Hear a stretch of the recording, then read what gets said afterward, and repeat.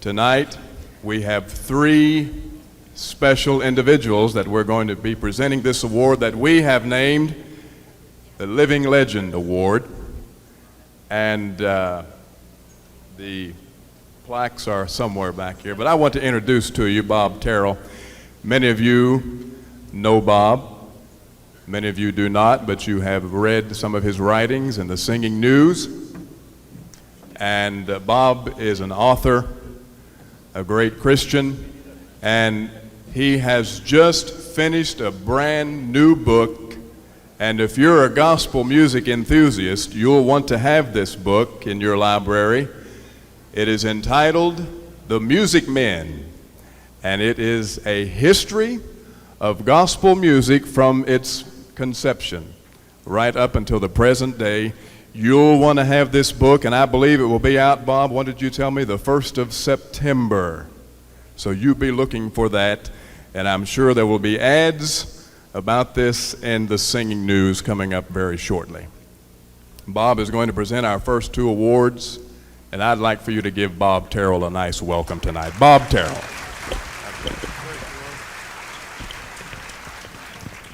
Thank you, Roy. Ladies and gentlemen, I stand constantly in awe of the talent of these great people.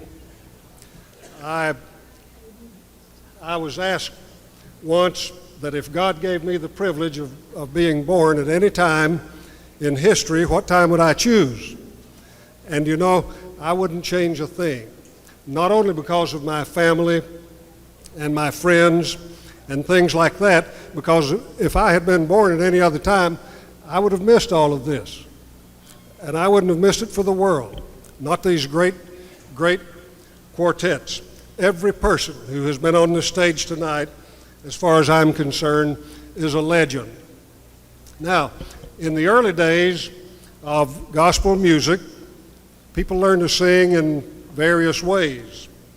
Some went to New York or Chicago or places like that and studied with the great masters of music.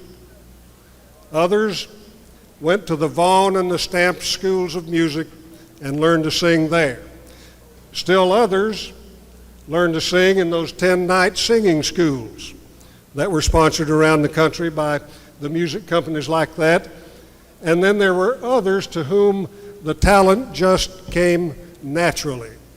They learned to sing in the cornfields, in the byways, and in the cotton fields of America, like the one we are honoring first tonight. In 1935, a long time ago, 1935, out in Texas, the Carter family, a family of itinerant cotton workers, settled once in Lubbock, Texas for a short while to work the cotton fields, and while they were there, one of the daughters, one of the small girls, took pneumonia. Dad Carter didn't have the money to hire a doctor to come and treat his daughter.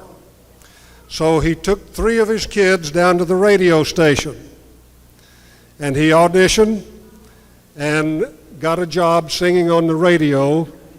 They paid him enough in advance that he could hire a doctor to come and treat his daughter. She recovered very nicely from her pneumonia, and she lived to be the great alto singer of the Chuckwagon Gang.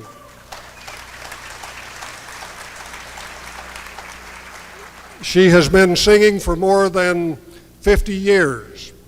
She is married to Governor Jimmy Davis. You have already seen her on the stage tonight. She still sings. She is still very beautiful.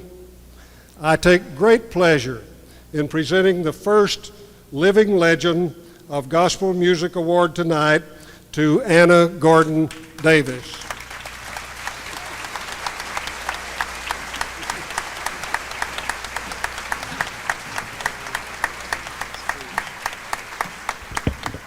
Rose and I want to thank you all for allowing us to come back again. We're happy to have been asked. We want to thank you for this award on behalf of the rest of the family. Thank you. Amen.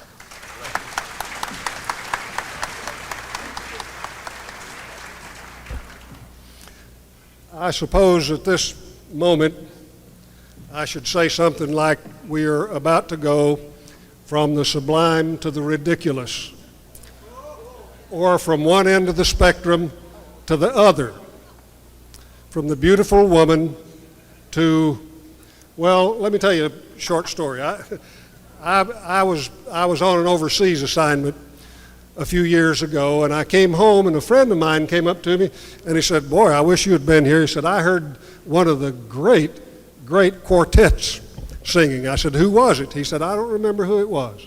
But he said, "They had the lowest bass singer that I have ever heard in my life." I said, "What did he look like?" He said, "Well," I said, "Was he ugly?" He said, "He was the ugliest man I've ever seen in my life." I said, "That had to be J.D. Sumner." He said, "That was his name, sure. It was J.D. Sumner." Now, J.D. has been singing almost 50 years. Jake Hess has accused me of having been J.D.'s ghostwriter, because J.D. and I have written 3 books together. And I do confess to having been at one time J.D.'s ghostwriter, but not since he started writing for the Singing News. He's been singing about a half century. He has been, you've heard these superlatives tonight already, he has been acclaimed the lowest bass singer in the world. He can prove it.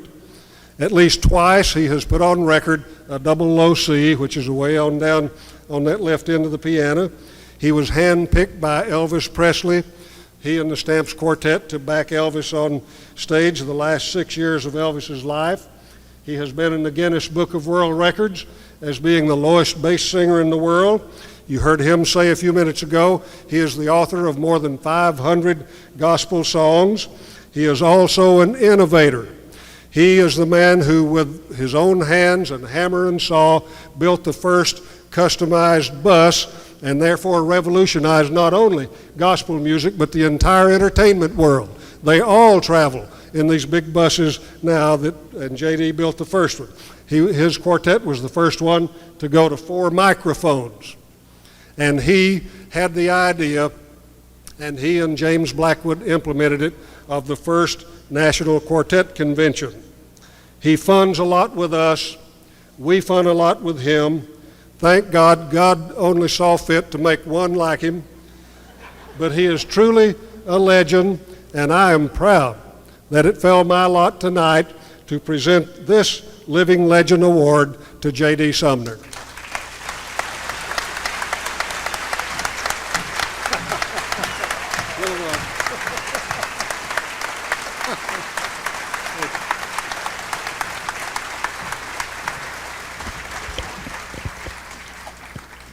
I deserve it.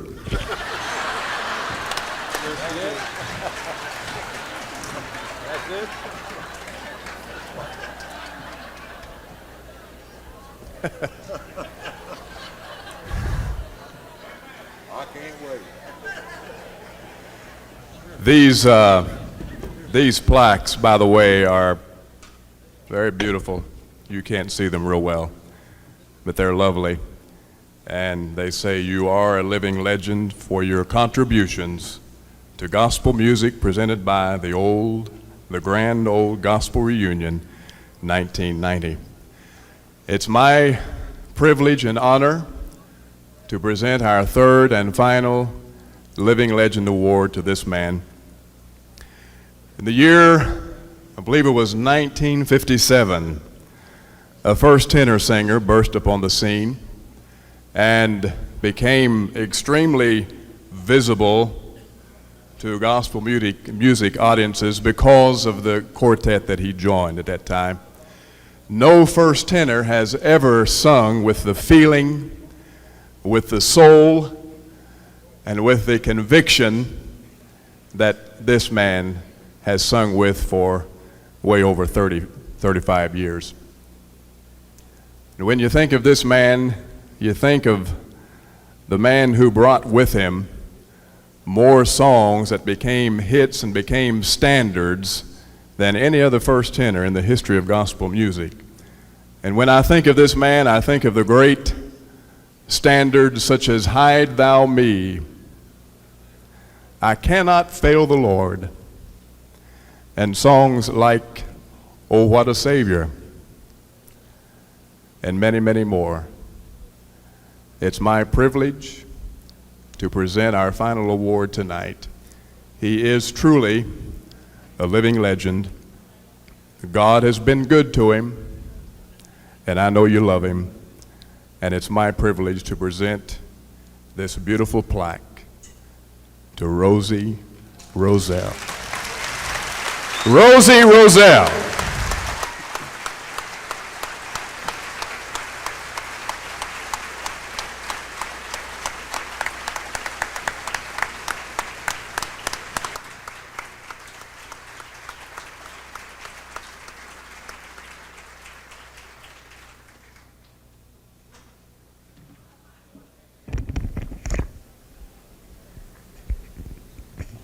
I ain't gonna look like this next year.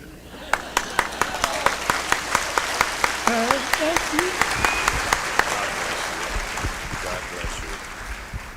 you. One more tremendous hand for all three of these wonderful legends.